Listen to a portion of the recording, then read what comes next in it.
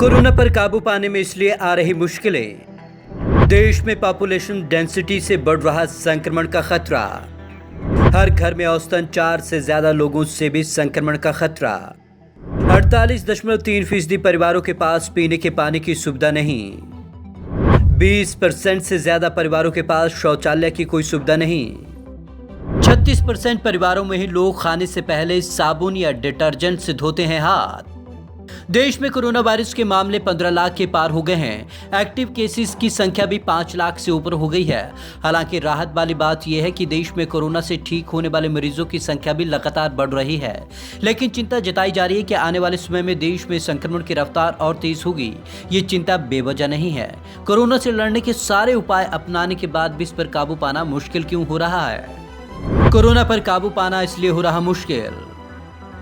Population density हर 1 kilometre के दायरे में 450 से ज्यादा लोग। देश की आबादी है 137 करोड़ से भी ज्यादा।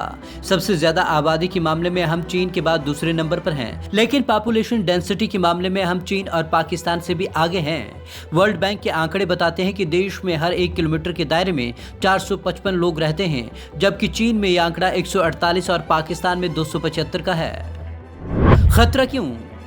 अब सवाल ये उठता है कि पॉपुलेशन डेंसिटी से कोरोना वायरस के संक्रमण फैलने का क्या संबंध है? जवाब ये है कि एक कोरोना संक्रमित महीने भर में 406 लोगों को संक्रमित कर सकता है। देश में हर घर में औसतन 4 से ज्यादा लोग।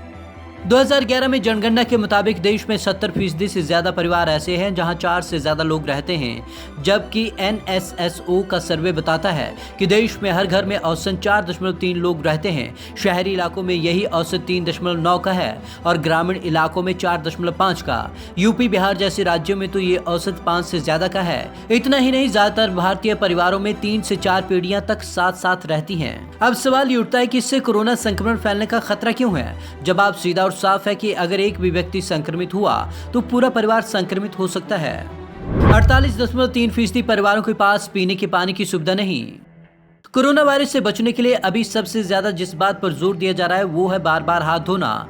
WHO और सरकार की तरफ से यही कहा जा रहा है कि कोरोना से बचने के लिए दिन में कम से कम 20 सेकंड तक 10 बार हाथ जरूर धोएं।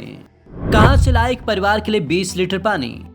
अगर दिन में 20 सेकंड तक 10 बार हाथ धोएं तो हर बार हाथ धोने के लिए 2 लीटर पानी चाहिए, मतलब दिन भर में 20 लीटर। इस तरह 4 लोगों के एक परिवार को दिन में तो 10 बार हाथ धोने के लिए 80 लीटर पानी चाहिए। लेकिन सच तो यह है कि देश में 48% से ज्यादा परिवारों के पास पीने के पानी की सुविधा नहीं है और हाथ धोने के लिए पानी कहां से लाएंगे?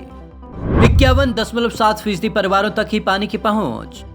नेशनल सैंपल सर्वे ऑफिस यानी कि NSSO के 2018 में हुई सर्वे में सामने आया था कि देश भर में सिर्फ 51.7 परिवारों तक ही पीने के पानी की सीधी पहुंच है, यानी इन परिवारों के घरों तक पानी आ रहा है। इस हिसाब से 48.3% परिवारों के पास घर तक पानी ही नहीं आता। इसका मतलब ये हुआ कि इन्हें पानी के लिए ट्यूबवेल, हैंडपंप, कुएं, वाटर टैंकर के भरोसे रहना पड़ता है। खतरा क्यों? पानी की कमी का कोरोना वायरस संक्रमण फैलने से क्या संबंध है? जवाब यह है कि ज्यादातर लोग हैंडपंप, कुएं से पानी भरते समय सोशल डिस्टेंसिंग का ध्यान नहीं रखते। इससे वायरस के संक्रमण फैलने का खतरा है। शौचालयों की भी भारी कमी। हमारे देश में न केवल पानी की बल्कि शौचालयों की भी कमी है। NSSO का सर्वे बताता है कि देश में 20.2% परिवार ऐसे हैं जिनके पास शौचालय की कोई सुविधा नहीं है। खतरा क्यों? शौचालयों की कमी का कोरोना वायरस से क्या कनेक्शन? जवाब साफ है कि खुले में शौच के जरिए ही वायरस हवा में फैल सकता है। इस बात का दावा चीन के एक रिसर्च में किया गया है।